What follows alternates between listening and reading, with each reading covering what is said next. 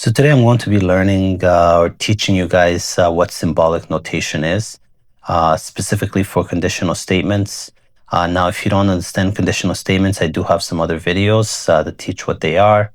Essentially, they're if-then statements. Now, instead of writing out the whole sentence, if this and then that, we could use symbols.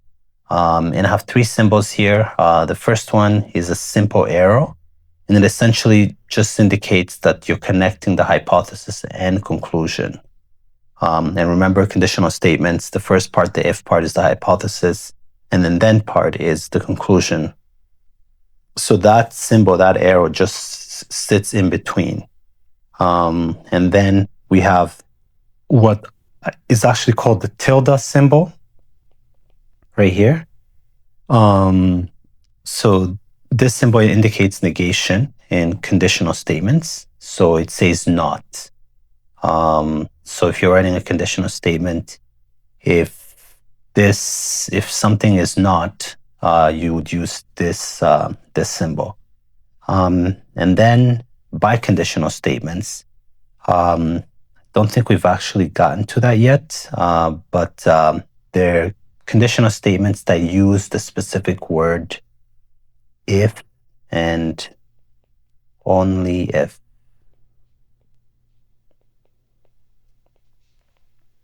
So let me give you some examples to make it a bit clear. So let's start with, for instance, let's say P stands for the hypothesis, and then we have an arrow, and then Q stands for the conclusion. So we could write, say, for instance, if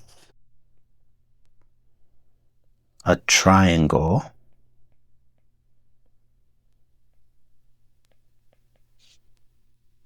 is equilateral,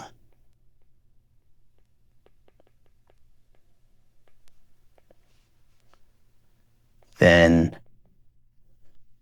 all sides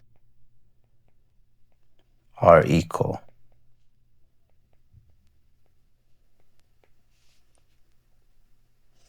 So essentially the P, which is the symbol, in this case stands for if a triangle is equilateral.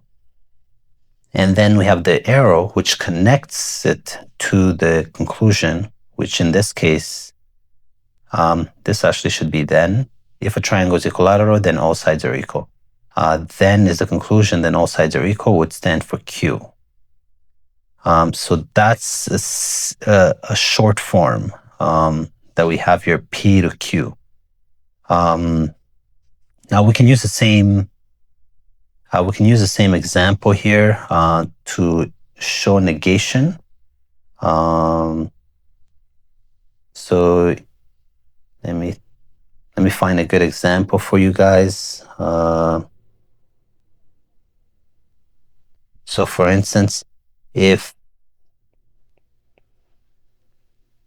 an angle is not a right angle,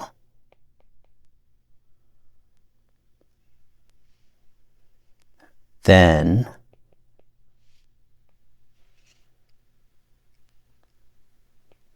the angle,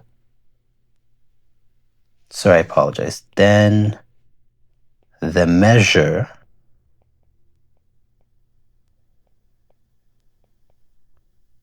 is not 90 degrees. So to show this, essentially you would write it like this. So let me move this down. Okay.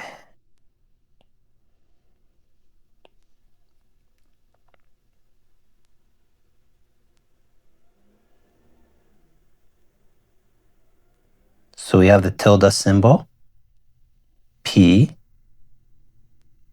Now we don't have to call it P, we can use another symbol. Let's say we use T. T, and then we have the arrow, and then we have the negation symbol again. And let's call this W. So in this case, the first symbol T has the negation symbol behind. If an angle is not a right angle, then we got the arrow that connects it to the conclusion. Then the measure is not 90 degrees. Now the last example is to show you that arrow of a biconditional statement. So with a biconditional statement, essentially, let's say we use another letter here and then use J for this conclusion. So you could make up anything, any sentence. But in this case, in the middle, you're going to have if and only if. So I'm just going to put if.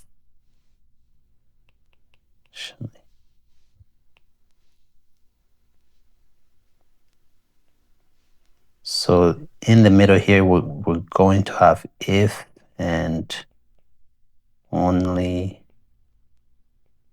if.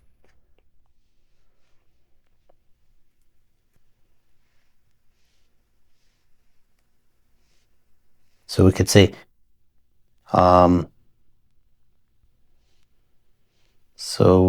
an angle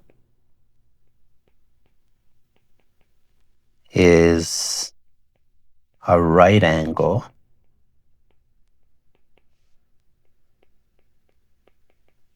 if and only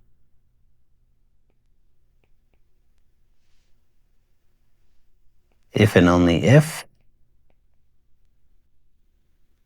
it measures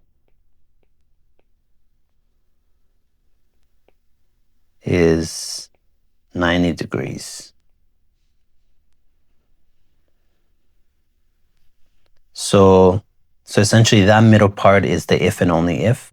So we have an angle is a right angle if and only if its measure is 90 degrees.